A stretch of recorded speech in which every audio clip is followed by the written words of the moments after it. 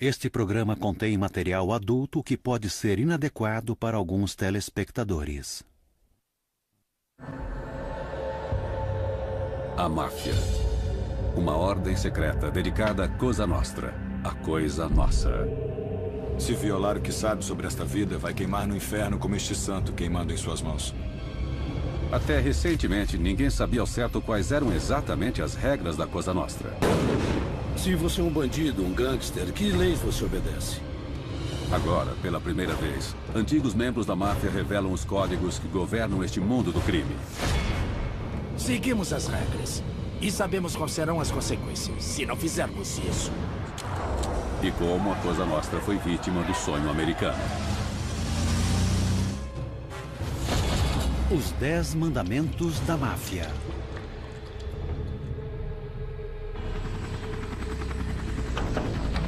Palermo, Sicília, novembro de 2007. Em um ataque aéreo, a polícia toma de assalto uma vila escondida no alto de uma montanha. Seu alvo, Salvatore Lo Piccolo, chefe dos clãs sicilianos da máfia.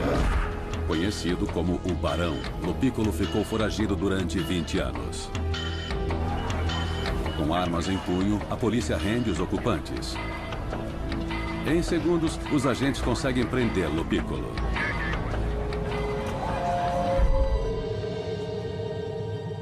Pela primeira vez, a polícia tem acesso ao esconderijo de um chefão da máfia. Mais tarde, uma equipe especializada entra na casa. A máfia inspira tanto medo que os policiais vestem máscaras para esconder sua identidade. Espalhadas entre xícaras de café e cigarros estão pilhas de textos enigmáticos. Alguns contêm referências em código para transações de negócios. Mas um texto se destaca. É uma lista escrita em italiano. O cabeçalho diz: eu juro ser leal à Cosa Nostra. Se a trair, minha carne irá queimar. A polícia percebe que está diante das regras para o ingresso de membros na máfia. A imprensa chamou de os 10 Mandamentos da Máfia.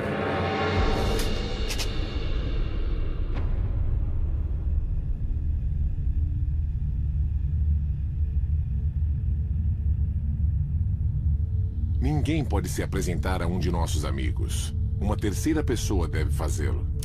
Os mandamentos remontam aos primeiros anos da máfia nas plantações de limão da Sicília rural. Diz a lenda que a máfia nasceu de uma revolução.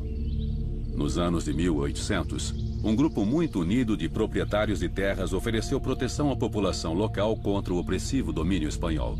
Mas a máfia logo descobriu que proteção é uma forma fácil de ganhar dinheiro.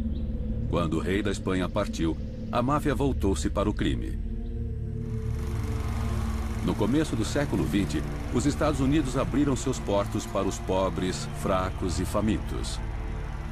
Escondida entre os milhões que buscavam uma vida melhor no novo mundo estava a máfia. Agora, ela é uma tribo secreta com seus próprios códigos e rituais. Seus membros são unidos e reservados. Eles falam em voz baixa sobre La Cosa Nostra, a coisa nossa. É por isso que o primeiro mandamento estabelece quem pode e quem não pode pertencer a ela.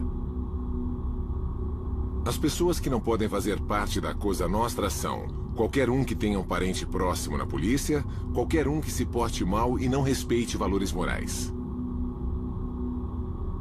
É preciso ser convidado para entrar na máfia.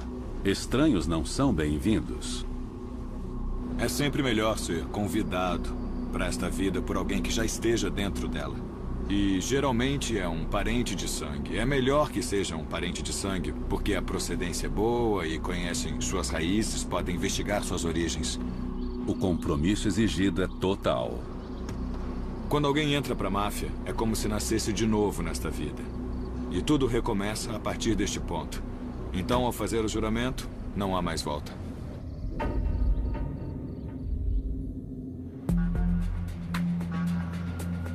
Ao longo da história da máfia, a regra principal de admissão tem sido apenas uma: é preciso ser siciliano.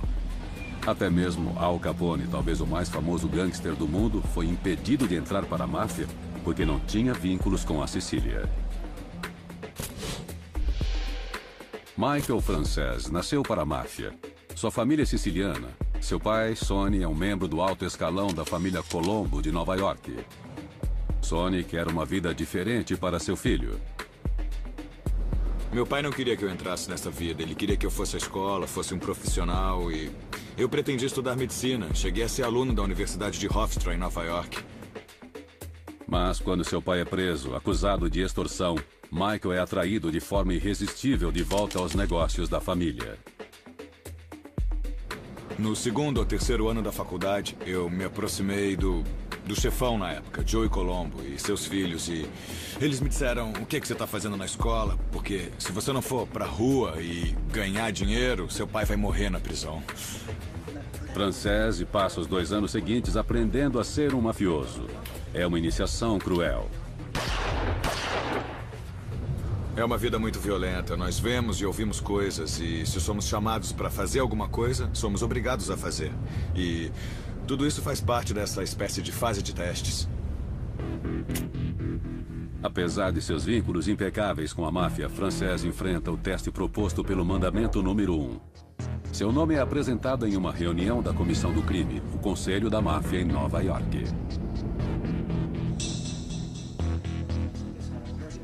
A comissão é formada pelos chefes dos 5 clãs mais poderosos da máfia nos Estados Unidos.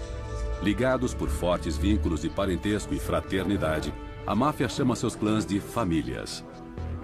Cada uma das 5 famílias de Nova York recebeu o nome de seu líder original: Bonanno, Colombo, Gambino, Genovese, Lucchese.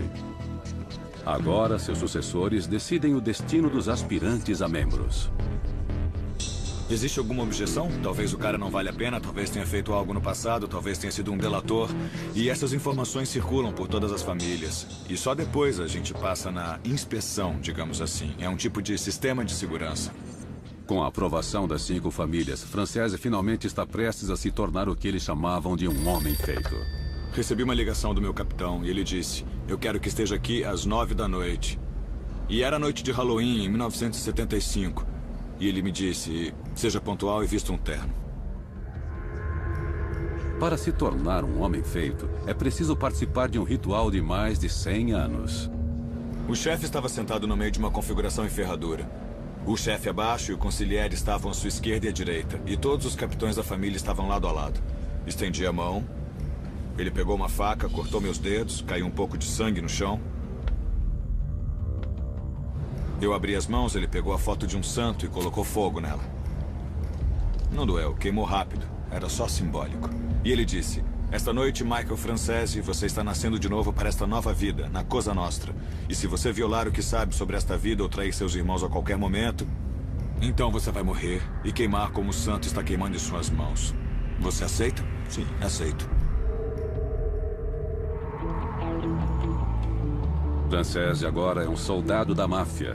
Está no último degrau da hierarquia. Acima dele estão os capos, ou capitães, um subchefe e o próprio chefe. Os homens feitos se autoproclamam homens de honra. É um título criado para inspirar respeito. Dentro da comunidade, no seu bairro, entre seus pares, se você é um homem feito, isso tem um significado. Um repórter policial da Filadélfia, George Anastasia, vem de uma família siciliana e cresceu em uma região tradicional da máfia. Imerso na cultura da Cosa Nostra, ele convive com a máfia diariamente. Pelo menos em uma certa comunidade, ser um homem de honra é importante, especialmente se esse homem for um imigrante sem muitas oportunidades. É como chegar ao topo da cadeia. Olha, sou um homem de honra. Os mafiosos honram o título de homens de honra. Quando éramos crianças, víamos aquele cara com roupas legais, dirigindo um carrão. Ele fazia apostas, era simpático, dava $1 quando encontrava a gente. Eu não pensava na malícia, na violência e na selvageria. E depois eu percebi que tudo isso era grande parte do esquema. Durante a década de 1980, Michael Francese galga os escalões da família Colombo. Segundo uma revista, ele é um dos 20 mafiosos mais poderosos dos Estados Unidos. Mas durante sua ascensão, a máfia passa por uma mudança. Os negócios estão se expandindo e precisam envolver pessoas de fora. As regras para o ingresso tornam-se menos rígidas. A máfia começa a convocar associados, homens que fazem negócios com a organização, mas não se qualificam como membros. Estes caras eram convocados ou convidados porque eles ganhavam dinheiro com eles. E eles não sabiam muito bem a sua origem, não os investigavam muito bem também.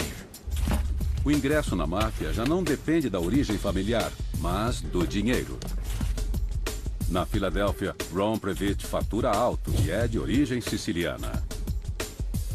Eu sempre me considerei um clínico geral do crime. Eu fazia de tudo, não me especializei em nada. Uma vez eu disse que tentava cometer um crime todos os dias. Foi o que eu fiz. Só a grana importava. Em 1993, o corpulento Previtt chama a atenção do chefe da máfia da Filadélfia, John Stanfa. Sem cerimônias, Big Ron é atraído para o grupo. Não houve uma cerimônia de convocação. Stanfa só falou uma porção de regras. Trate os outros membros com respeito. Bem, ou então não saia com a esposa de um irmão. Coisas dessa natureza. Coisas como agora você pode formar uma equipe. E, bem, ninguém pode ficar contra mim. Eu sou um homem feito. Ninguém pode me atingir. Previtt agora faz parte do círculo íntimo de Stanfa. Mas há um problema. Apesar de sua ascendência siciliana o qualificar como membro, Previtt é um ex-policial. Um fato que Stanfa decide ignorar. Esse foi o erro dele. John Stanfa desobedece a um dos mandamentos da máfia. Ninguém que seja ligado à polícia pode fazer parte da Cosa Nostra. Se alguém foi um policial, seja um bom policial ou um mau policial, não pode ser membro da máfia. Isso é contra as regras. Desonesto ou não, Previtt no fundo ainda é um policial. Ele não sente nenhuma lealdade pela máfia. Durante 2 anos ele usa uma escuta para o FBI. Sim, eu fiz isso. Usei a escuta. Eu reuni informações e testemunhei no tribunal. Não fiquei pensando que era um rato. E isso não me incomoda. A máfia precisa envolver estranhos em seus negócios, ficando vulnerável à lei. Mas a máfia possui um outro mandamento para erguer a sua última barreira como sociedade secreta.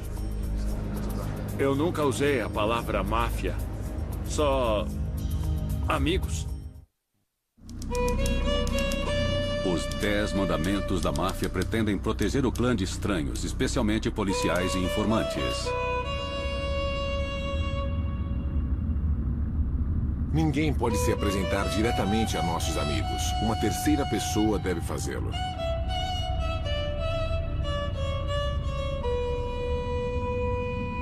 Sempre há um intermediário. Quem for só um associado ali na rua, não fala com o capitão nunca. E se for até ele falar com ele, ele irá embora. O segundo mandamento contém uma ameaça implícita. Sua vida está em jogo em cada apresentação que fizer. A pessoa que faz a apresentação torna-se responsável pela pessoa que apresenta. Se a pessoa se der mal, ela leva o outro junto. A pessoa que fez a apresentação paga um preço por isso. A apresentação pessoal é a base dos negócios da máfia. Em seu auge, na década de 1970, o FBI estimava haver mais de 3 mil homens feitos em todo o país, com até 25 mil associados. Para evitar as escutas da polícia, os negócios da máfia, em sua maioria, são fechados pessoalmente. O método mais seguro de comunicação era um encontro pessoal. E era no parque, se estivesse vazio. Ou uma caminhada pelo quarteirão. Geralmente não mais do que 2, talvez 3, mas nunca em grupos grandes. E as conversas, às vezes, eram em língua estrangeira, geralmente italiano. Dependendo de quem era e de sua respectiva origem.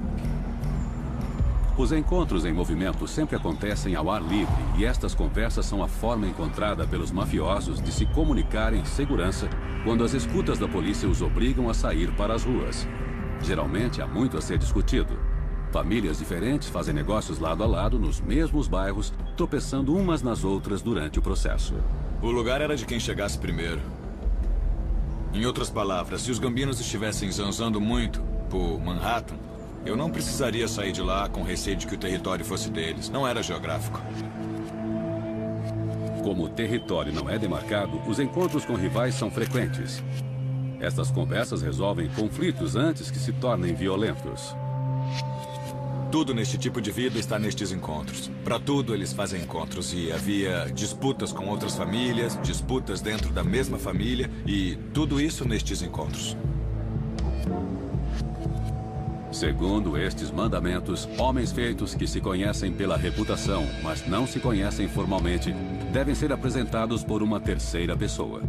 Se eu não conhecesse outro homem feito, nunca tivesse visto, era preciso um terceiro membro da família, tanto faz dele ou minha, que conhecesse os dois e ele nos apresentava, dizendo Michael, amigo nosso, ou amigo nosso, e assim por diante. E depois de sermos formalmente apresentados, aí podíamos conversar como homens feitos, mas eu não podia abordar alguém, mesmo sabendo que era membro e eu também. Não era permitido se apresentar como homem feito. Não. Esta curiosa etiqueta tem sua própria linguagem codificada. Hoje, uma testemunha protegida, este ex-soldado da família Bonanno usa o codinome Tony. Quando alguém diz, ele é nosso amigo, quer dizer que é homem feito. Se diz, ele é meu amigo, quer dizer um associado ou alguém que não tem nada a ver com a família. Então, se eu estiver falando com um homem feito no meio de uma conversa e alguém chega e eu digo, é um amigo meu, se estivermos falando de algo específico, vamos parar de falar na frente dele na mesma hora. Esta regra foi criada para impedir que policiais entrassem na máfia. O ex-policial do estado de Nova Jersey, Freddie Martins, passou 6 meses disfarçado, tentando construir um personagem no qual a máfia pudesse confiar. A grande preocupação que eles realmente têm é quem você foi. Foi quando percebi o quanto era difícil entrar numa família mafiosa. Para os policiais que tentam burlar a máfia, a única esperança é uma apresentação formal. A coisa mais importante era ser avalizado por alguém. Ter alguém que pudesse dizer, tudo bem, gente, esse cara é quente. Sem isso não dava para ir a lugar nenhum. No fim dos anos 70, o DEA, Agência Federal Antidrogas dos Estados Unidos, começa a investigar uma rede de distribuição de heroína comandada pela máfia siciliana. Os agentes chamaram o caso de Conexão Pizza, porque os sicilianos contrabandeavam as drogas em ingredientes de pizza em vários restaurantes do país. O agente do DEA, Frank Panessa, assume a tarefa de se infiltrar na equipe da máfia responsável pela operação. A heroína siciliana estava sendo distribuída nos Estados Unidos e em todo o mundo, na verdade. E as pessoas com quem me envolvi faturavam $1 milhão por dia, todos os dias. E ninguém os conhecia porque era uma sociedade muito secreta. O agente Panessa sabe que a chave para se infiltrar na altamente secreta máfia siciliana é ser apresentado por um homem feito, também conhecido como homem sábio. Alguém versado nos caminhos da Cosa Nostra. Nós prendemos 2 homens sábios que eram da Filadélfia e nós dissemos, ou vocês cooperam com a gente ou vão para a prisão. Então eles disseram, não vamos entregar ninguém aqui da Filadélfia. E então nós dissemos, e quanto aos sicilianos? Os homens sábios da Filadélfia concordam em apresentar Panessa para 2 traficantes de heroína sicilianos, Paolo Laporta e Alberto Ficcolori, vistos aqui com Panessa em fotos da vigilância do DEA. Panessa deve convencer os 2 de que é um autêntico homem de honra. Em um encontro em um restaurante no sul do estado, ele assume seu perigoso papel de agente disfarçado. Quando a comida chegou, os homens sábios me serviram primeiro. Os sicilianos olharam aquilo, porque para homens de honra há um significado. O respeito que os 2 demonstravam por mim, eles sabiam que os 2 eram homens sábios, então eu devia ser alguém muito importante. Quando o meu copo ficava vazio, os homens sábios prontamente me serviam outra bebida. A apresentação é um sucesso para o DEA. A traição deliberada dos homens feitos por outros homens feitos abre uma grande brecha no protocolo da máfia. Panessa agora irá explorar esta brecha.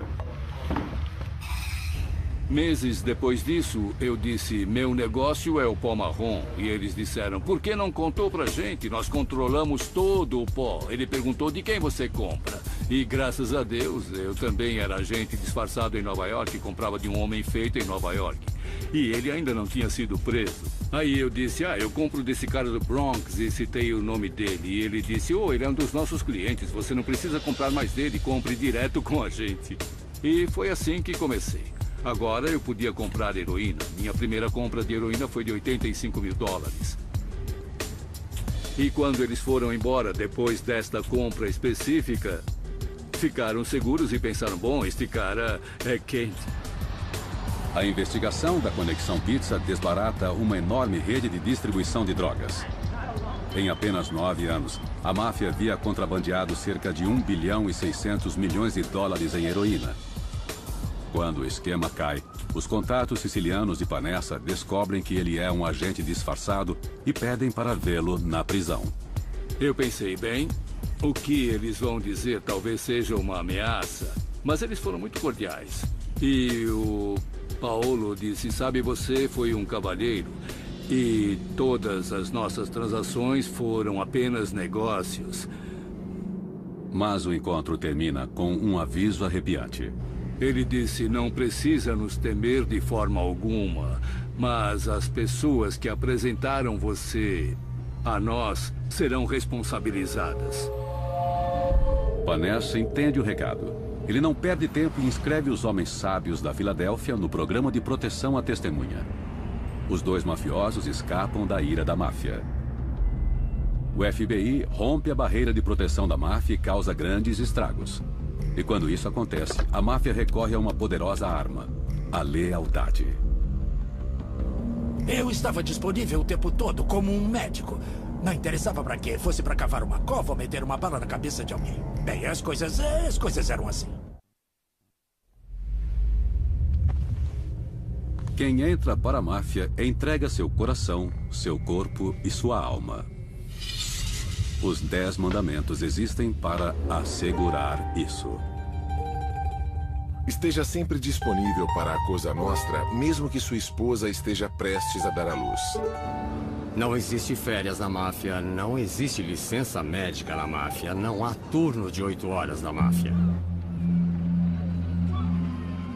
Depois de sua iniciação em 1975, Michael Francese torna-se um soldado da família Colombo em Nova York. Seu capitão, ou capo, revela a realidade que ele irá enfrentar. Quando fui submetido ao juramento, me disseram que deveria estar disponível para servir a família 24 horas por dia, 7 dias por semana. E isso significava, nas próprias palavras que o chefe usou naquela época, que se minha mãe estivesse doente e agonizando no leito de morte e a família me chamasse, eu teria que abandonar minha mãe para servir a família, porque a família seria a coisa número 1 em minha vida daquele dia em diante. Francese agora enfrenta uma ronda infinita pelas ruas. Ele precisa fazer parte de vários esquemas que rendem dinheiro para seu chefe. É assim que a máfia trabalha. Tem que seguir as regras. Quem não seguir e não for visto dessa forma, como um cara que segue as regras, obedece ordens, em que se pode confiar, ficava um tempo na geladeira. E para mim isso era quase tão ruim quanto qualquer outra consequência que eu pudesse enfrentar. Quando a Cosa Nostra chamava Francese para um serviço, não havia desculpas. Ele devia largar tudo. Eu não podia dizer, olha, eu tô brincando com os meus filhos agora, ou tô com minha mulher. Fosse o que fosse, eu tinha que largar tudo e ir. E a melhor política que eu adotei foi não dar desculpas. A menos que houvesse uma emergência real, eu largava tudo e ia.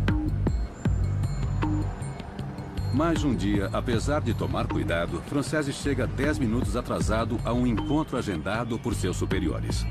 Depois de repreendê-lo, seu chefe marca uma nova data. No dia seguinte, me ligaram de novo e disseram para eu ir para um tipo de quartel-general na época e para estar lá às 3 da tarde. Eu cheguei lá às 3 e me disseram para esperar do lado de fora, pois eles iriam me pegar. Bom, às 5h30 não tinha aparecido ninguém. Eu não me mexi, fiquei lá. E quando era 15 para as 7, eu me lembro bem, o chefe e o capitão passaram por lá e disseram, entendeu o recado? Eu disse sim, e eles disseram, vai para casa.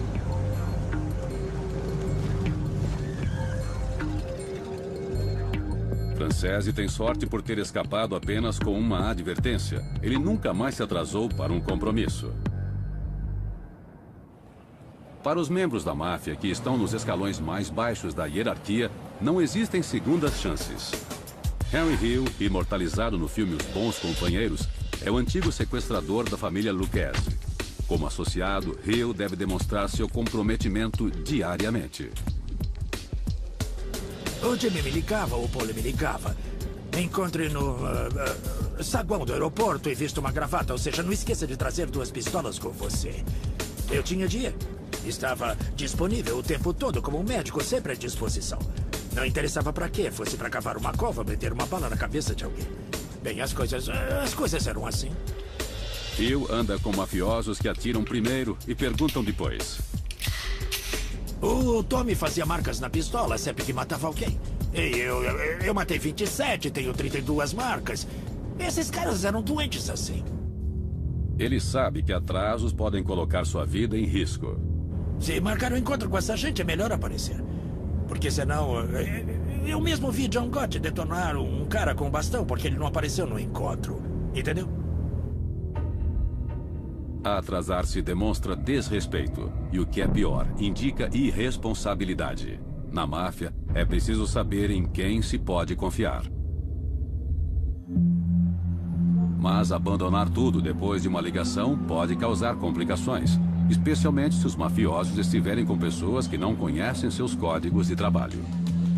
Quando Tony está jantando com a família de sua namorada, ele recebe uma ligação de um colega mafioso, exigindo que se encontrem para roubar um traficante de drogas. Bom, eu estava na casa dela e ele ligou. Eu sabia que tinha que ir, mas eu meio que tentei tirar o corpo fora. Por fim, Tony cede, inventa desculpas para a família de sua namorada e sai para trabalhar.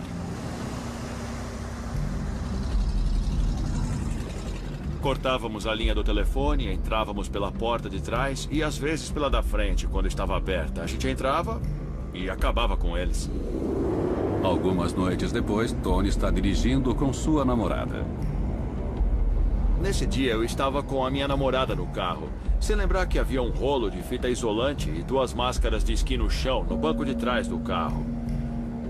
Quando paramos no posto de gasolina, eu saí do carro. Era um dia de verão e ela encontrou as máscaras de esqui e a fita isolante.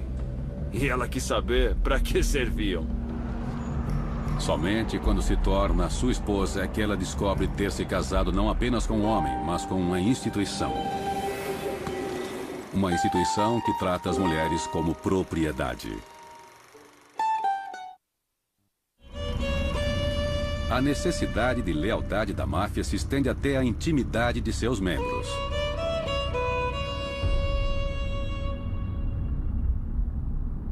Nunca olhe para as esposas dos amigos. Era uma regra muito rígida. A gente não podia mexer com a esposa ou com a filha de ninguém ou com ninguém próximo à família de um homem feito. Bom, um homem feito não faria isso. Ele não podia nem pensar nisso. As punições por desobedecer a este mandamento são severas. Devia ser a morte. E isso já aconteceu.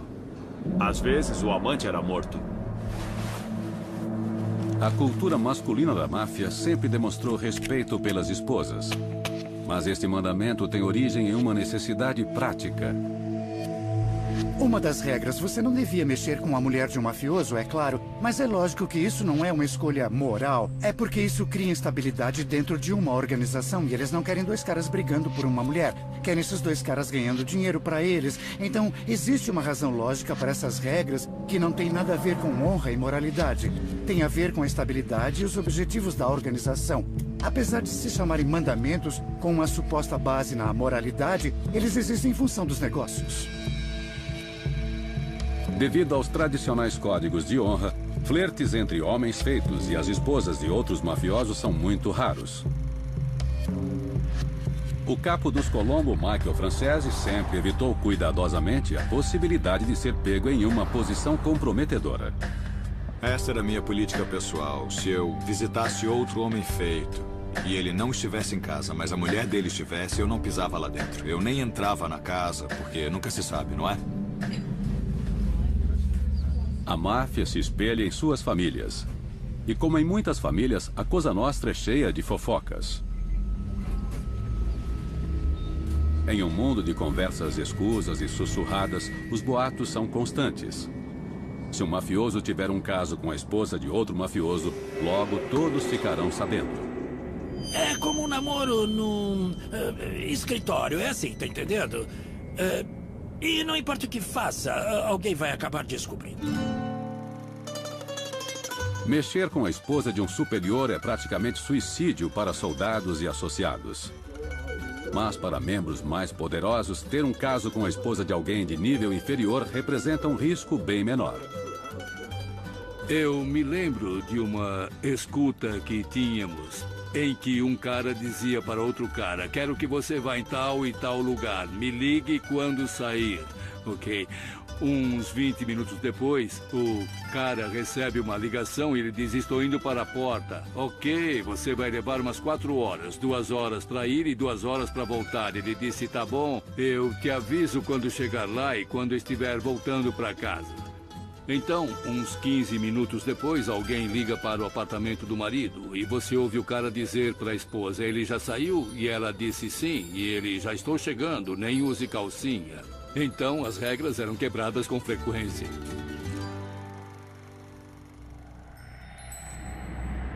Talvez o mandamento mais importante esteja nas entrelinhas.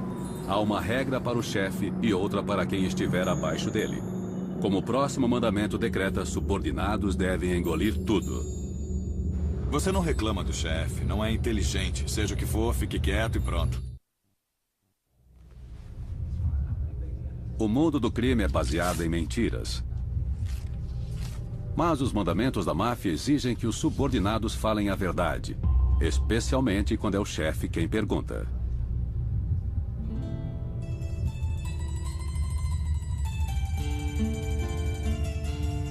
Se lhe pedirem qualquer informação, a resposta deve ser verdadeira. Não dava pra mentir nunca pra eles, nem mesmo uma mentirinha. Não sei, eu só falava a verdade pra me beneficiar. Mas se fosse pra eu me dar mal, eu mentia na cara dura. Contar mentiras faz parte da vida nas ruas. As mentiras servem para protegê-los da polícia, melhorar sua reputação e até mesmo salvar suas vidas. Muitas vezes meu capitão me disse: minta, não admita isso, não admita nada. E meu pai também dizia: jamais admita nada, fique calado. Então, isso faz parte do pacote. Mas conhecimento é poder. O chefe só se mantém no topo se souberem o que está havendo. Os mafiosos mentem para seus chefes como todo mundo mente para seus chefes, entende? Os mafiosos enganam seus chefes e enganam seus subordinados. Na máfia, a verdade é um alvo móvel. Os chefes esperam que seus soldados mintam. Eles depositam sua confiança nos homens que mentem menos.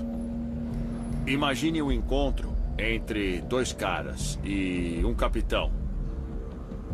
Digamos que o capo conhece um cara há 30 anos e o outro há apenas 2 anos. Não importa o que esse cara disser. Ele é novato e vai estar errado. Às vezes, o detector de mentiras dos chefes falha. De 1981 a 87, o capo da família Colombo, Michael Francese, dirige um lucrativo esquema de sonegação de impostos sobre gasolina. Francese abre empresas que vendem gasolina por atacado. Pela lei, as empresas devem pagar impostos de até cerca de 10 centavos o litro. Francese simplesmente não paga.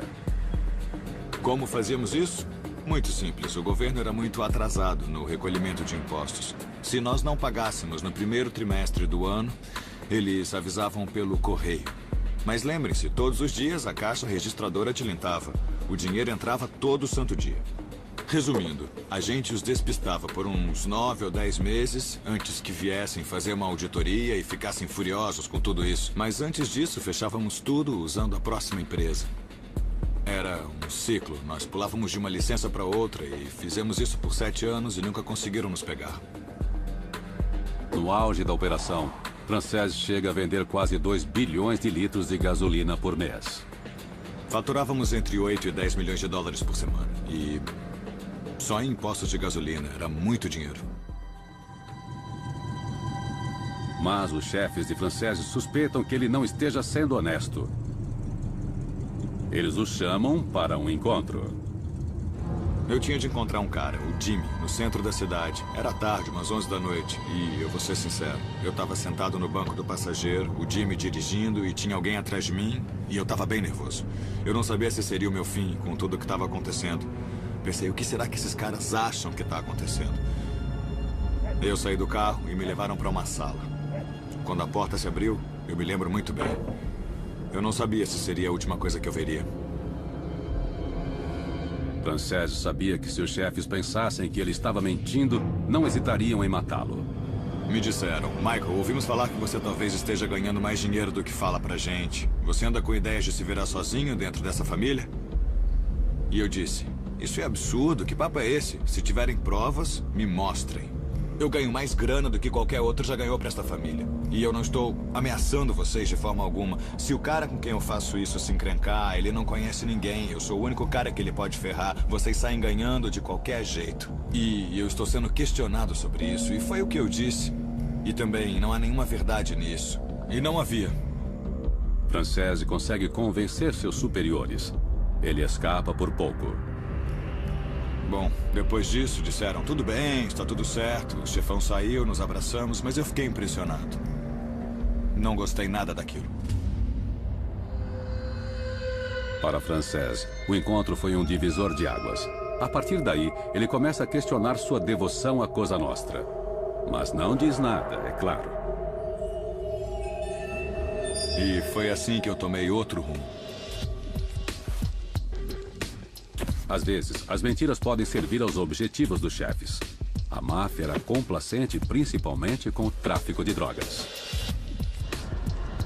Durante os anos 70, Henry Hill começa a traficar heroína.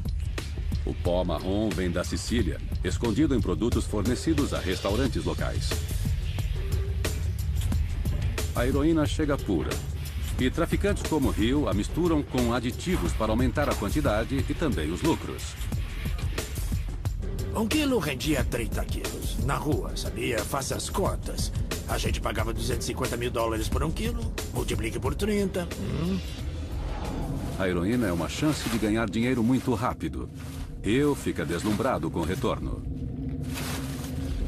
Era muita grana. Aquilo era embriagante. A gente andava com 10, 15, 20 mil no bolso, sabia? E torrava numa noite, numa mesa de jogo ou nas corridas, uns 30, 40 mil dólares. Mas há um obstáculo. Segundo as regras da máfia, o tráfico de drogas não é para membros. Ele chama demais atenção, envolve muitas pessoas, é muito arriscado.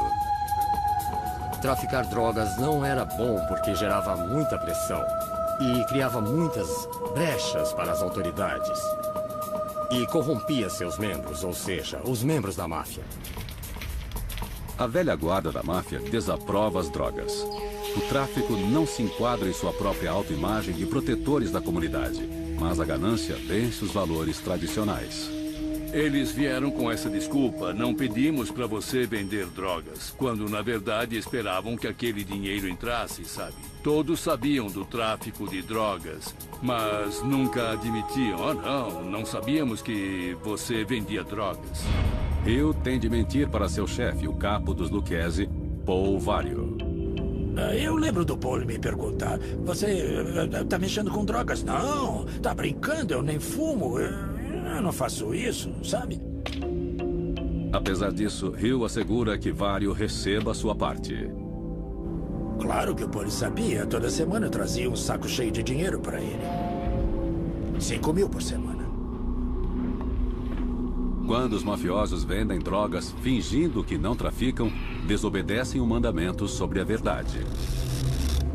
Mas quando os chefes começam a lucrar com as exceções, os valores tradicionais da máfia começam a desmoronar. Dá para fazer uma lista com as regras que foram quebradas ao longo do tempo. Alguns caras podiam encher um livro. Os chefes quebraram mais regras do que eu. A máfia se estrutura sobre uma hierarquia rígida, mantida pelo respeito. Ela tinha a estrutura de qualquer grande corporação. Não importa quem é o chefe, é preciso se render à sua autoridade. Ao lidar com seus subordinados, os mafiosos esperam ser respeitados. O próximo mandamento se baseia no respeito à hierarquia. Quando esta regra é quebrada, as consequências podem ser fatais. Compromissos devem ser respeitados. Filadélfia, década de 90. A família mafiosa da cidade perde seu líder. Uma nova geração está prestes a assumir o controle. Skinny Joe Merlino, de 31 anos, lidera uma facção que os jornais chamam de os Jovens Turcos. Merlino e seus homens têm raízes profundas na Filadélfia. Eles eram filhos, sobrinhos e primos da organização Scarfo. Eram leais uns aos outros. Não adiantava falar sobre mandamentos, não significava nada para eles. A lealdade era o único conceito que eles entendiam. Merlino espera assumir o lugar do chefe. Mas a comissão, o Conselho da Máfia em Nova York, não concorda. Ele decide apoiar um candidato mais maduro, John Stanfa, de 53 anos. Stanfa morava na Filadélfia há mais de 20 anos, mas havia nascido na Sicília. Ele não tem raízes no estado. Nova York vê Stanfa com bons olhos. Mas a facção de Merlino se ressente com a indicação.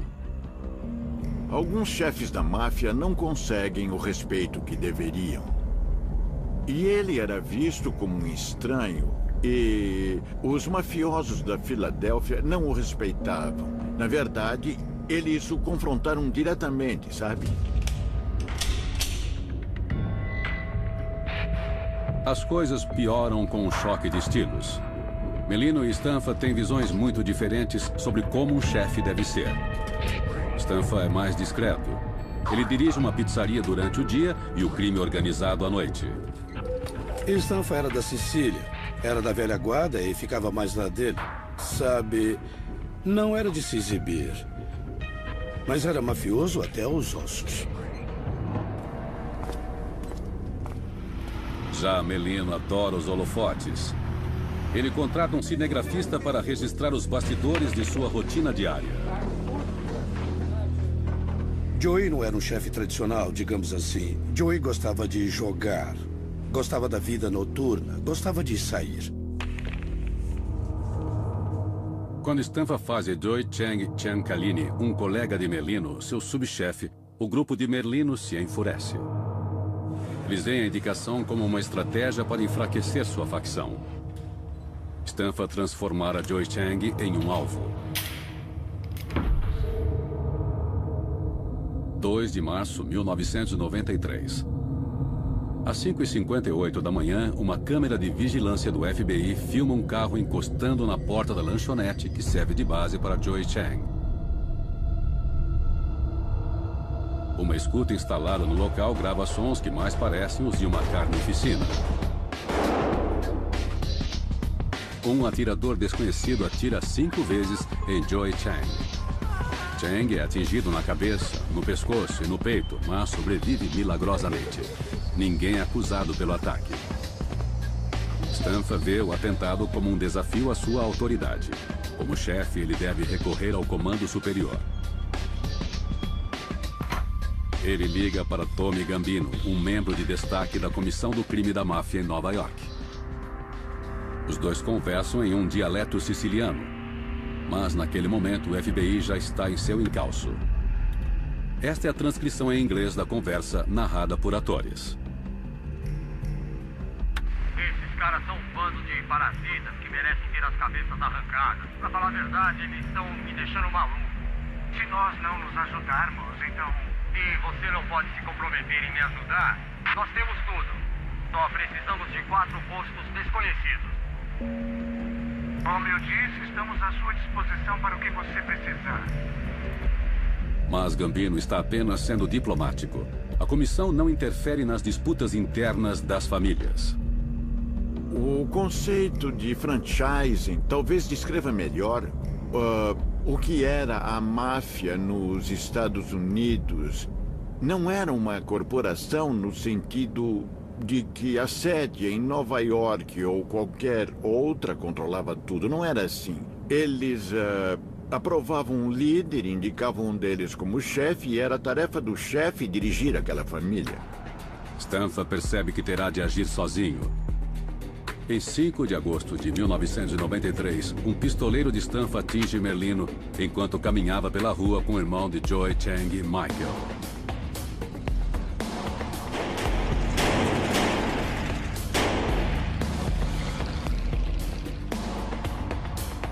Michael Giancaline morre no local.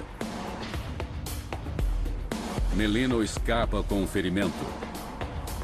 A máfia da Filadélfia se prepara para a guerra. Foi uma época difícil, sabe? Eu nem dormia na minha cama, eu dormia no chão. Colocava os travesseiros em cima porque uma bomba podia atravessar a janela. Foi bem difícil. Passam-se 3 semanas. São 8 da manhã do 31 de agosto de 93. Hora do rush. Stanfa e seu filho Joe pegam a via expressa para o centro de Filadélfia. No volante está Fred Aldrich, um dos guarda-costas de Stanfa. Sabíamos que viria uma retaliação, era uma questão de tempo. Então eu olhava pelo retrovisor e pelos espelhos laterais o tempo todo. Foi quando notei uma van e não gostei nada do jeito dos caras. Fiquei de olho. De repente, eu vi o clarão das armas e disse, John, é com a gente. E então, eu fiz ele se abaixar. Quando virei pro Joey, bum, a bala atravessou a janela. E ele caiu. Joe Stanfa leva um tiro no rosto. Aldrich tenta escapar dos agressores. Eu parava e andava pra frente. Eu freava o suficiente para ficar atrás deles, bem no para-choque. A tática de Aldrich funciona. Frustrados, os pistoleiros desistem. John Stanfa escapa ileso. Seu filho se recupera, mas Aldrich fica chocado com o ataque. Quando nos pegaram na via expressa, foi a coisa mais estúpida que já vi na minha vida. Eu disse, isso vai atrair todas as autoridades, todos os policiais da cidade. Eles podiam ter matado umas 50 pessoas. Eu disse, olha, John, é o começo do fim. Aldrich tem razão. A guerra chama a atenção demais. A máfia da Filadélfia havia perdido de vista o mandamento tradicional, respeitar seus superiores. Para a facção da Filadélfia, esta regra já não vale nada. Foi tudo por ganância. Pelo todo-poderoso dólar. Enquanto você trouxesse um saco cheio de dinheiro, podia quebrar todas as regras que quisesse. O negócio da máfia é ganhar dinheiro de todos os modos possíveis. Mas as próprias leis da máfia decretam que não se pode mentir para obter lucro pessoal. Não é permitido se apropriar do dinheiro que pertence a outros membros ou famílias. É um estranho mandamento para uma organização criminosa. Não roubarás. Você pode mentir, roubar, enganar, fazer de tudo para ganhar dinheiro para a família, mas não faça isso dentro dela. É claro, o mandamento só se aplica ao roubo entre mafiosos. Segundo o FBI, a máfia ganha incríveis 100 bilhões de dólares por ano. Mais do que a Boeing, Coca-Cola e até a Microsoft. A máfia ganha dinheiro de milhares de diferentes formas. Eu mexia com um jogo ilegal, tinha um negócio com apostas. Operações com cassinos, sindicatos, indústria alimentícia. A gente roubava as carrocerias, depois o caminhão inteiro. Essas carrocerias de 12 metros valiam uma boa grana. A gente tinha que passar para frente e eu passava. O jogo era espinha dorsal. As pessoas adoram apostar. Elas adoram jogar. Tínhamos muita gente lá dentro. Eu costumava entrar na cozinha com uma pistola. Passava pela cozinha, ia até as caixas registradoras, roubava todo mundo e me mandava. Fiz isso muitas vezes. Na máfia, o dinheiro vem de baixo para cima. É um esquema tradicional.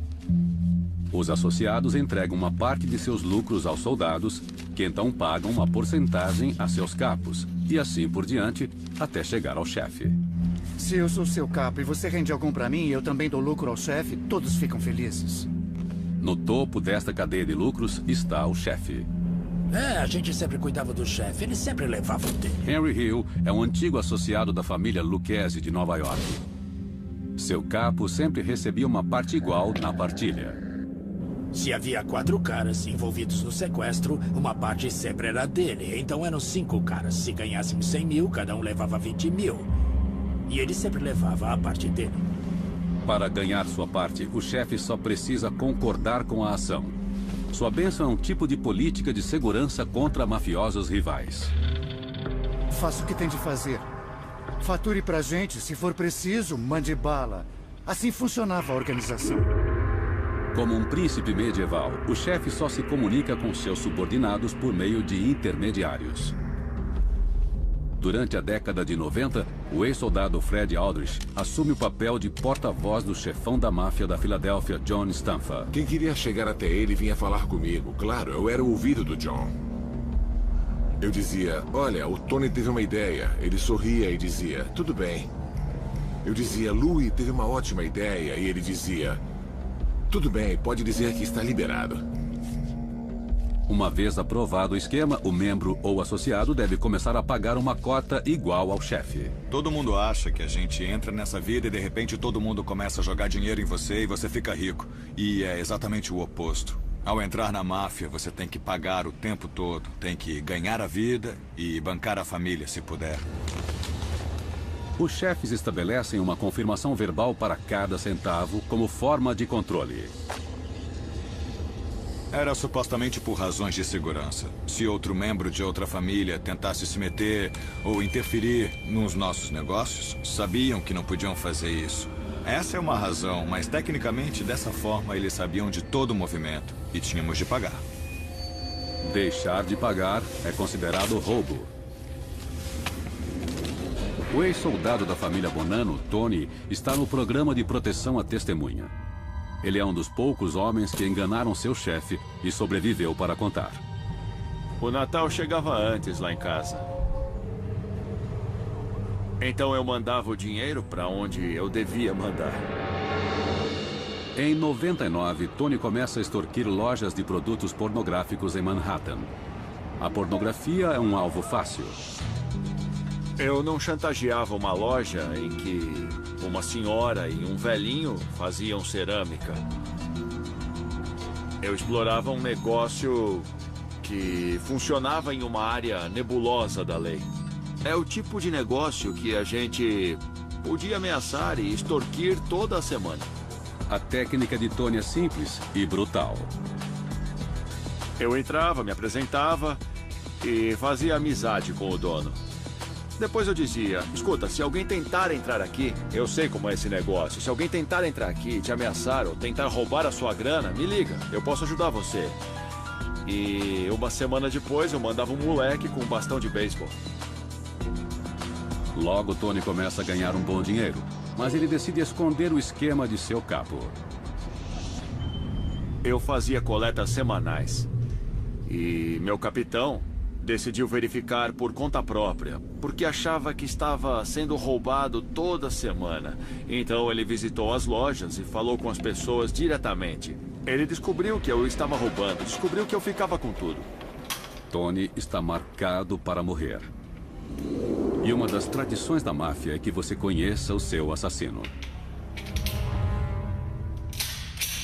Eu conhecia metade desses caras. Eles estavam no meu batismo. Mas quando você descobre que está marcado, então não tem volta. Eles não desistem. Não vão mandar um e-mail dizendo: quer saber de uma coisa? A gente mudou de ideia, a gente pensou melhor, falamos com o cara, ele é barra limpa, então vamos deixá-lo viver. Os meses passam e nada acontece. Para Tony, os negócios continuam como sempre. Uma noite, eles finalmente me pegaram. Eu estava em um bar, saí pra rua pra fumar e um carro encostou. Atiraram em mim umas 15, 18 vezes, eu não sei, muitas vezes. Tony corre até seu apartamento. Eu não sabia se eles viriam atrás de mim depois. Só fiquei sentado lá, fiquei no chão da cozinha e... tinha algumas armas comigo. Eu me sentei lá e esperei.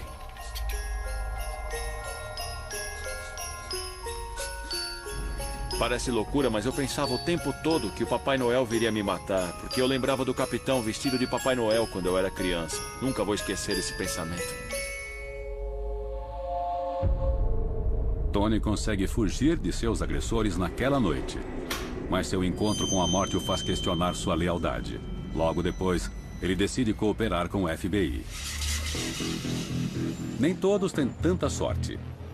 Em 81, na Filadélfia, Frank Flowers D'Alfonso, um importante agenciador de apostas e associado da máfia, se recusa a repassar parte dos lucros para o novo chefe, Little Nick Scarfo. Bom, o Nick queria que o Frank Flowers soubesse que havia um novo xerife na cidade e que ele tinha que pagar.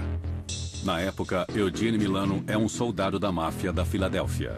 O Frank disse, eu não estou mexendo com nenhum negócio agora, e se estivesse, eu pagaria, sem problemas. Bom, Filadélfia pode ser uma cidade grande, mas no nosso meio, todo mundo sabe o que o outro está fazendo. Scarfo ordena que Salve Testa, um de seus capos, dê uma lição em Frank Flowers. Testa vai conversar com Milano. O Sal disse para ele, Frank, escuta, a gente sabe que está faturando. E você tem que pagar, fique sabendo. Esse é o último aviso. Mas ele não quis ouvir. Em outubro de 81, Testa atrai Frank Flowers para um encontro perto de sua casa, próximo ao mercado italiano.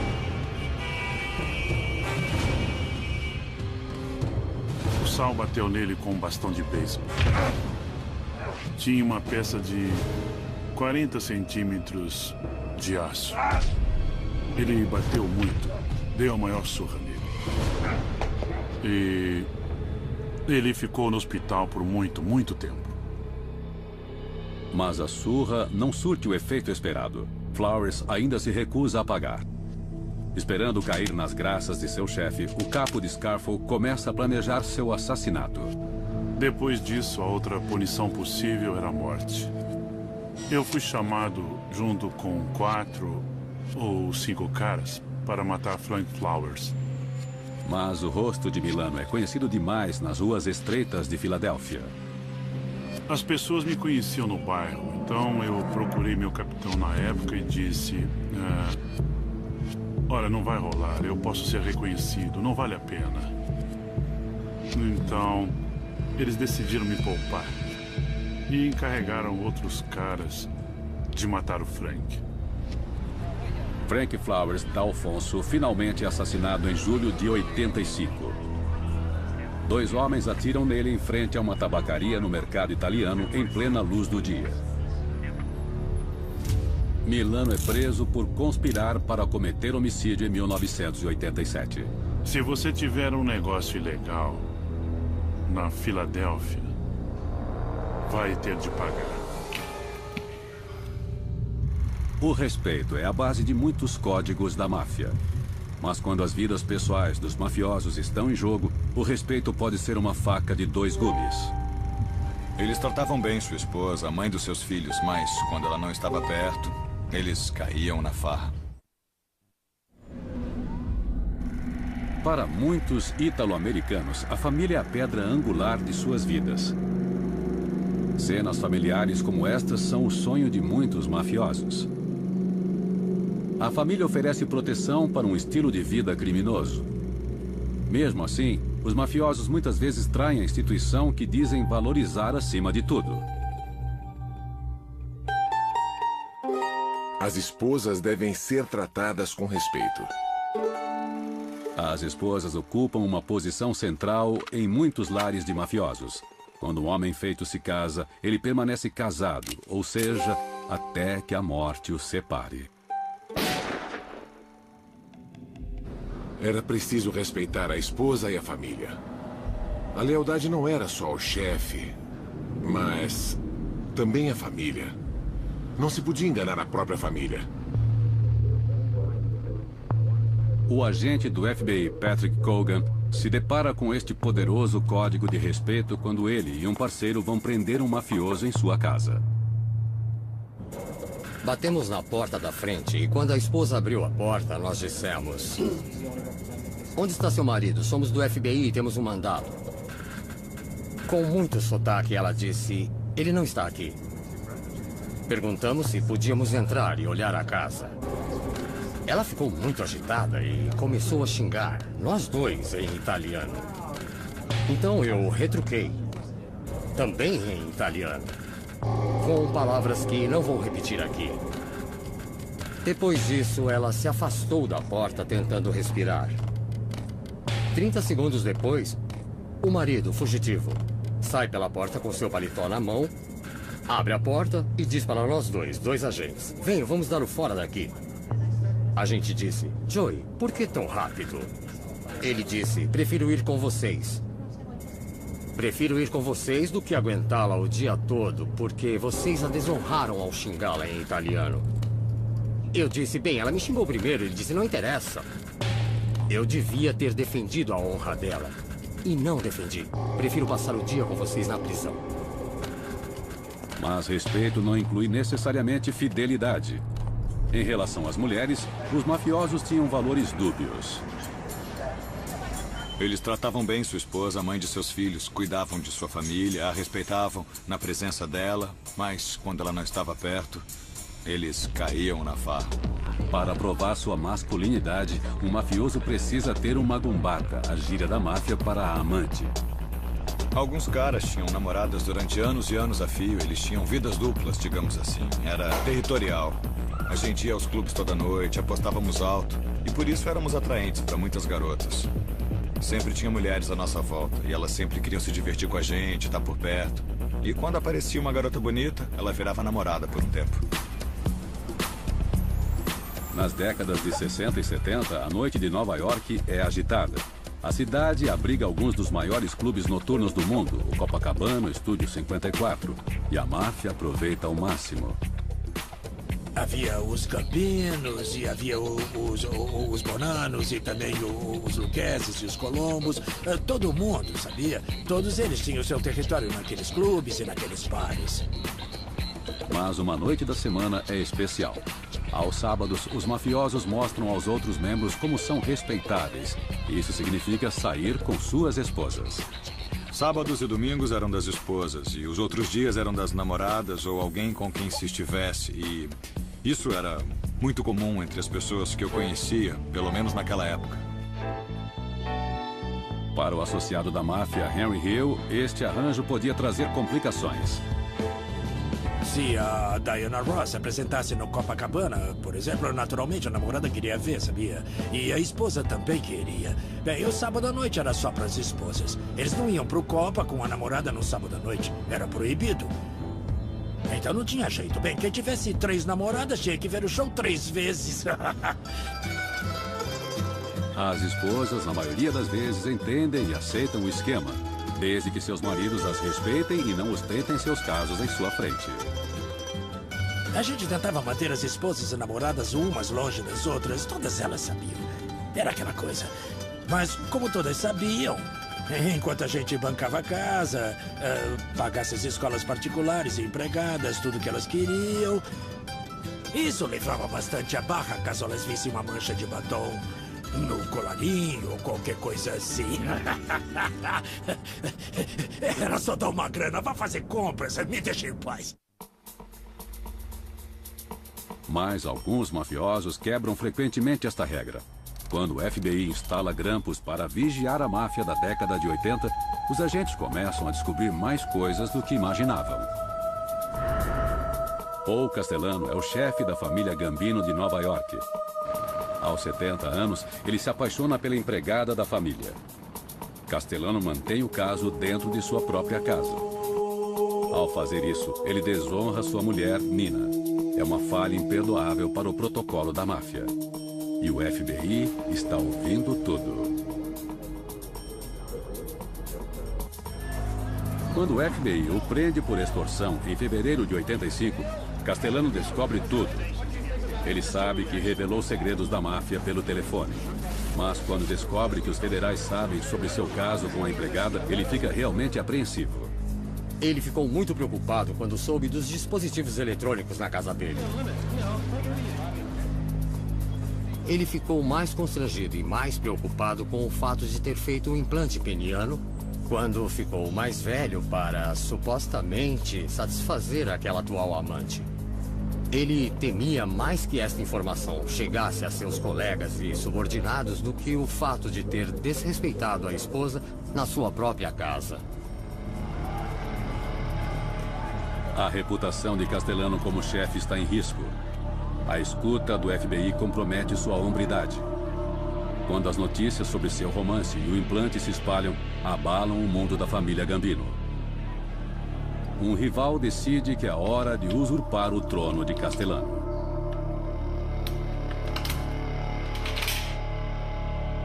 Em dezembro de 85, Castellano é solto sob uma fiança de 3 milhões de dólares. Ele e seu subchefe, Tommy Bilotti, saem para comer nesta churrascaria em Manhattan. Eles não chegam a passar pela porta da frente. Os assassinos ficaram observando o carro de Castellano. Quando apareceram na frente do Sparks, abriram fogo e mataram os dois.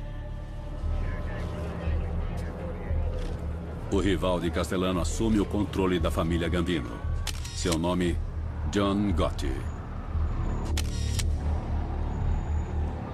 Gotti chega ao topo desprezando os mandamentos, mas logo descobrirá que o orgulho precede a queda.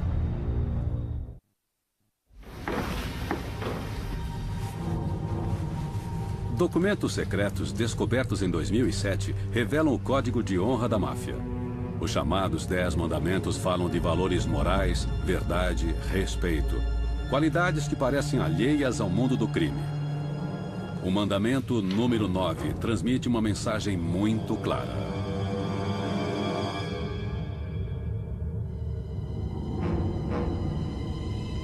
Não frequentem bares nem clubes. Mas impossível de ser cumprida.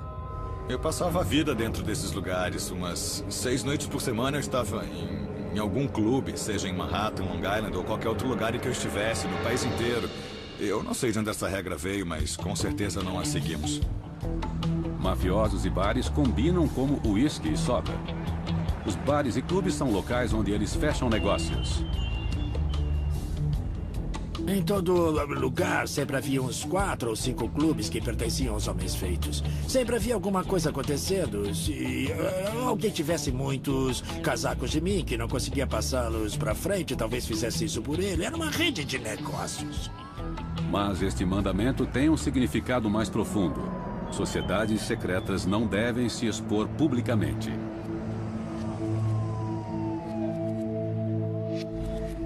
Meu tio fazia aquilo do jeito antigo. Ele não estava atrás de publicidade, não mesmo. Ele sempre me dizia que os problemas estavam lá. Estavam no bar, estavam no clube. É onde você encontra as pessoas, onde bebe e acaba baixando a guarda. Para terem sucesso, os mafiosos têm de ser discretos. Ao menos é o que as regras diziam. Esses caras não queriam se expor.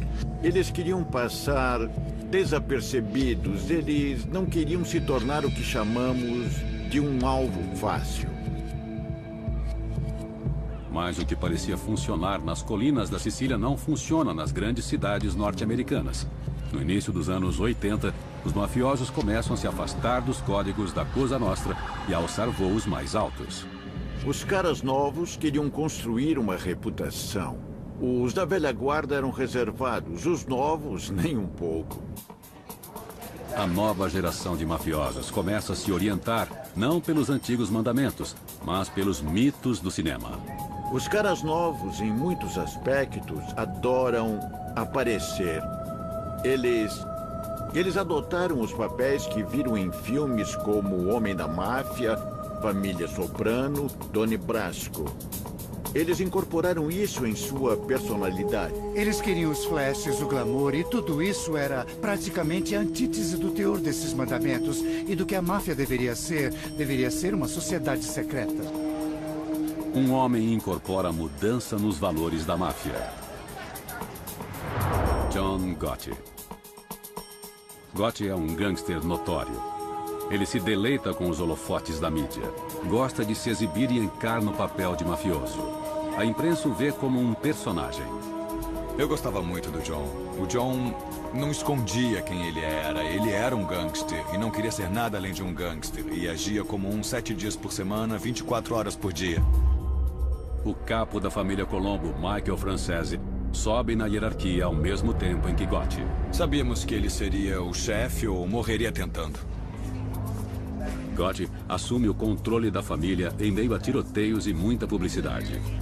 Em dezembro de 85, ele ordena a execução do chefe em exercício, Paul Castellano. A imprensa percebe um indício do que está por vir com este assassinato a sangue frio. Cenas da vigilância do FBI no clube Ravenite, quartel-general de Gotti no coração de Little Italy, em Manhattan, revelam o atrevimento de Gotti em plena rua. Uma série de soldados e capos de Gambino começa a aparecer. Com o ato rico, uma lei contra a conspiração criminosa, os gangsters vão para a prisão apenas por se encontrar e discutir seus negócios. Gotti caminha sobre uma corda bamba. Começa um arriscado jogo de gato e rato. Os federais o acusam de extorsão. Os advogados de Gotti conseguem libertá-lo. Gotti sempre tem uma ironia e um sorriso para as câmeras. Muitos adoram a atitude despreocupada de Gotti. A imprensa passa a chamá-lo de Dom Teflon, porque os promotores não conseguiam agarrá-lo. Ele zombava das autoridades e os agentes da lei, especialmente o FBI, fizeram um esforço concentrado para, de uma vez por todas, montar um caso que conseguisse prender John Gotti. Finalmente, Gotti comete um erro. Em 1990, uma gravação do FBI capta um arrepiante telefonema.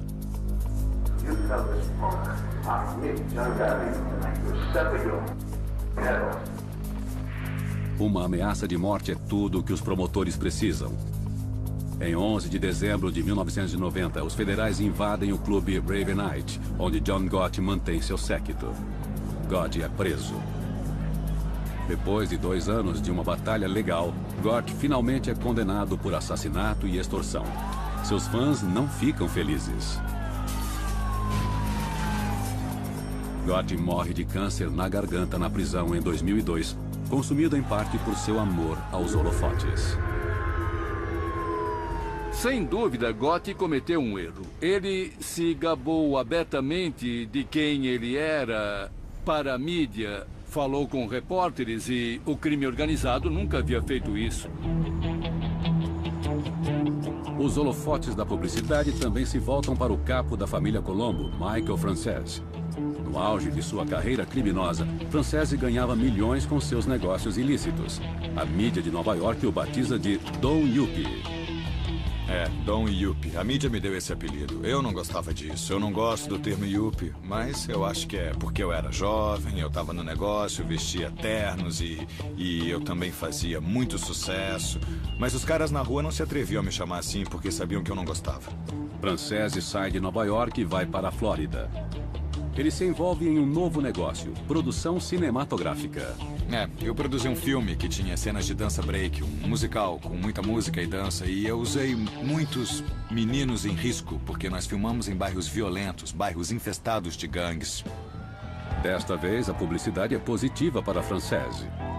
O prefeito de Miami Beach se encanta pelo fato de o filme de Francese afastar os garotos de problemas e lhe concede a chave da cidade. Our police department, as well as the rest of the city, is delighted to have you, and any courtesies that they can extend to you, they will be happy to do so. Francese mal pode disfarçar o que sente. O que eles não sabiam na época é que eu havia aberto um esquema de sonegação em Miami, na Flórida. Enquanto me davam a chave da cidade de um lado, eu roubava os impostos de outro.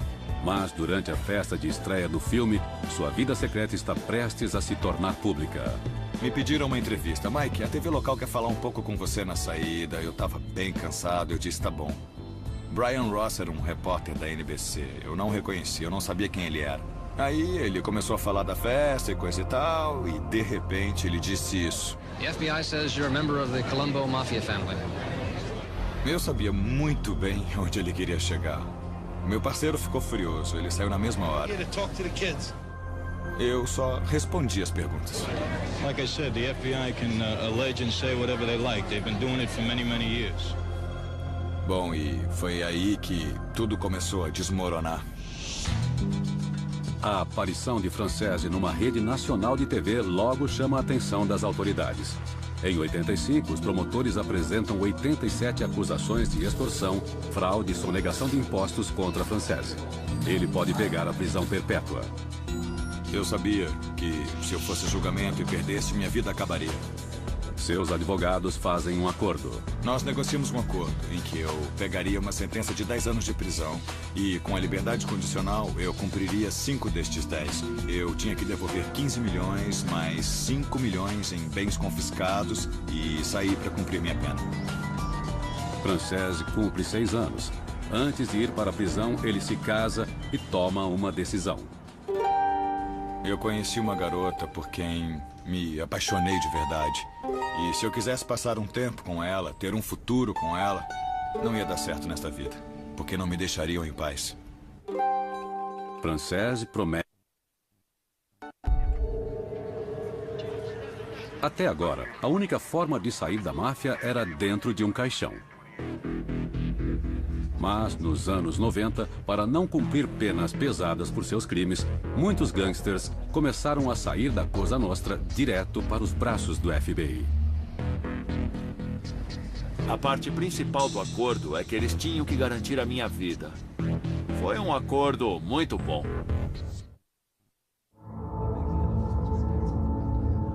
Este é o maior pecado segundo os 10 mandamentos da máfia, e os mafiosos sabem muito bem disso.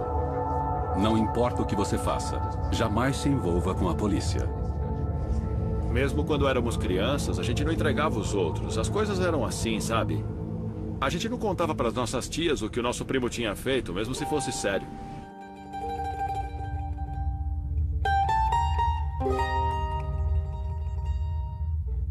Nunca seja visto com policiais.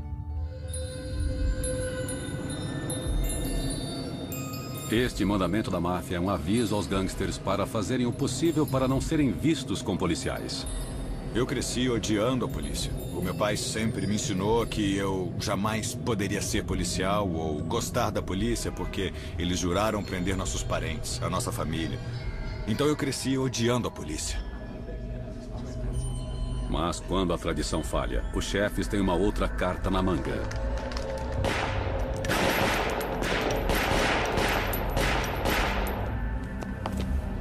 O medo.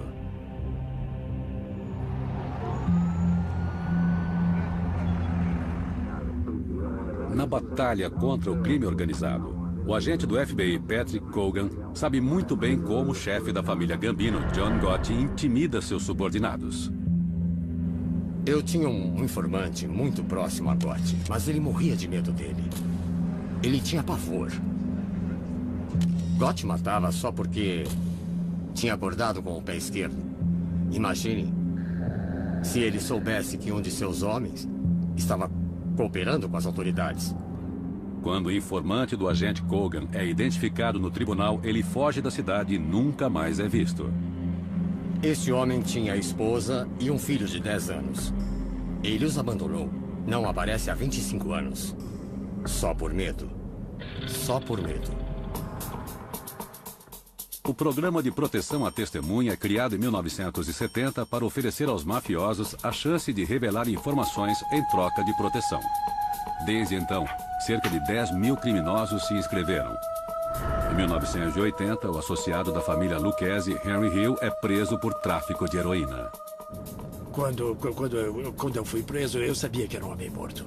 Porque se os esquemas fossem revelados, tudo ia se acabar. Os grampos da polícia incriminam Hill e seus chefes criminosos. As escutas acabaram com a festa. Eles tinham milhões de escutas em todo lugar. Gravavam tudo. E aqueles caras iam ser indiciados também. Então eu sabia que eu era um homem morto. Entre passar a vida atrás das grades ou morrer nas mãos dos chefes da máfia, Hill prefere aceitar a oferta e cooperar com o FBI. Foi o melhor dia da minha vida. Foi mesmo. Eu fiquei tão aliviado quando disseram: você vai entrar no programa de proteção à testemunha. Com novas identidades, Hill e sua família são levados para locais secretos em Nebraska, Kentucky e Washington. Em troca, Hill testemunha contra 50 membros da família Lucchese. Eu aceitei o acordo. Eu valorizo muito. Ele tomou conta de mim. O governo acabou me defendendo. A decisão de Hill ainda é uma atitude incomum no começo da década de 80. Mas em 10 anos, um número cada vez maior de mafiosos começa a desobedecer ao mandamento de não falar com policiais. Do começo dos anos 70 aos de 90, as condenações federais para o crime organizado crescem 450%.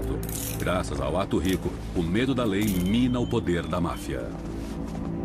Uma das razões pelas quais a máfia começou a ruir por dentro é porque é uma vida construída sobre o medo. E quando o medo do governo dos Estados Unidos se tornou mais poderoso que o medo do chefe e do resto da família, o que aconteceu? Os caras começaram a sair, a delatar, a fazer acordos. Está acontecendo agora, em números recordes. As tradições que governaram a máfia por décadas estão desaparecendo. Os jovens mafiosos já não acreditam que a fidelidade à máfia vale uma vida na prisão.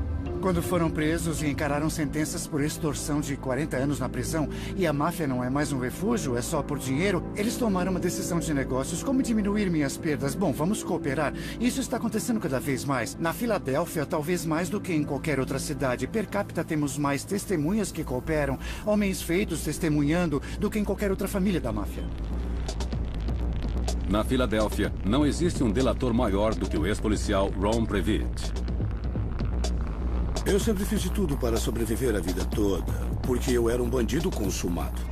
Em 1993, o chefe John Stanfa transforma Previtt em seu guarda-costas. Big Ron retribui a confiança de Stanfa usando uma escuta. Previtt não acredita nas regras da máfia. Bem, talvez no começo, quando eu entrei no esquema, as regras fossem respeitadas. Mas eu garanto que essas regras eram quebradas todos os dias da semana. 2 vezes aos domingos. Em 95, as provas fornecidas por Previtt ajudam o FBI a condenar John Stanfa pelas acusações de extorsão e assassinato. O chefão da Filadélfia pega 5 penas consecutivas de prisão perpétua. Com Stanfa atrás das grades, Previtt agora mira em direção a seu rival, Skinny Joe Merlino. Em 99, o depoimento do ex-policial condena Merlino por tráfico de drogas. Ele ainda está na prisão. Previtt só deve lealdade a si mesmo. Se você é um bandido, um gangster, que leis você obedece?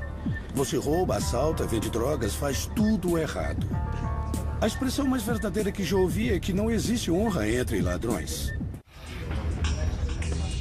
Talvez por ter se desviado dos mandamentos que já a governaram, a máfia nos Estados Unidos está em declínio. Em vez de honra, lealdade e respeito, resta apenas a ganância. Todos esses caras só querem saber de ganhar dinheiro. Eles já não estão interessados em todo aquele respeito. A máfia havia perdido o contato com suas origens. Todas as regras foram pro lixo.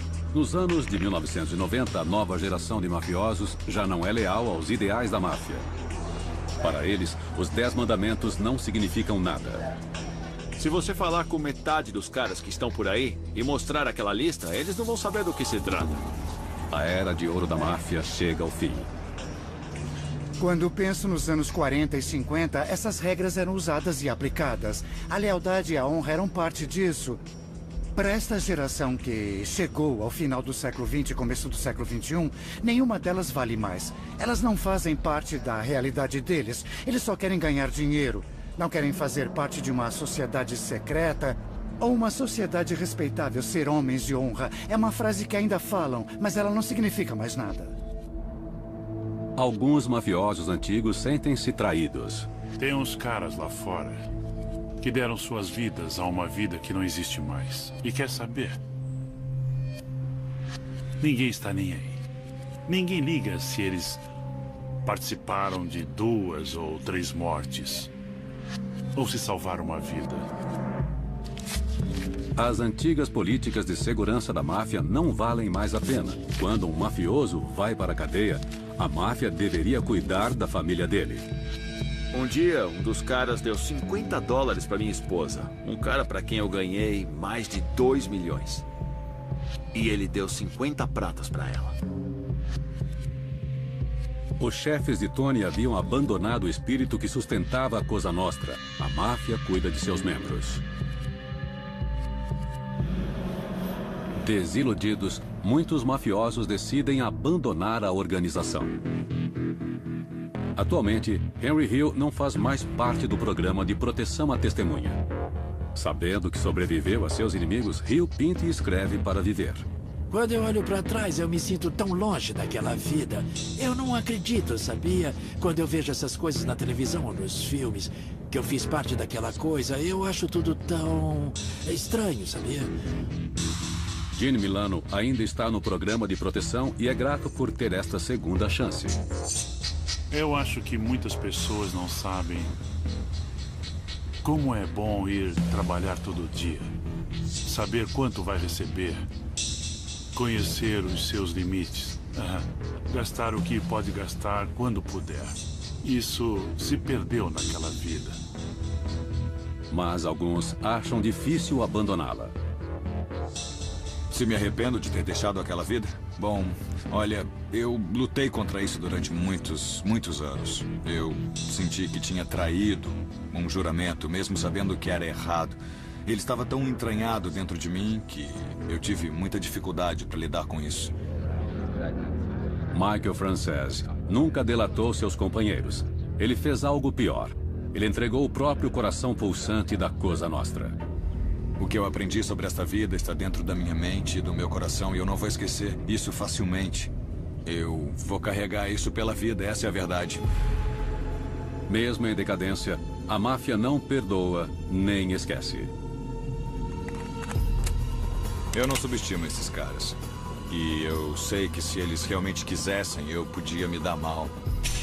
Eu tenho um clube, os caras frequentam clubes. Talvez um deles me veja lá e resolva ligar para Nova York, se tiver vínculos lá, e pode dizer, olha, adivinha quem tá aqui, é o Frances. Ele quer ser um herói, eles dão uma ordem, eu vou até o estacionamento, bum, eu já era. Frances talvez se torne vítima do código que lutou tanto para defender. Os mandamentos não têm mais poder dentro da máfia. Mas a violência que os acompanhava ainda é muito real.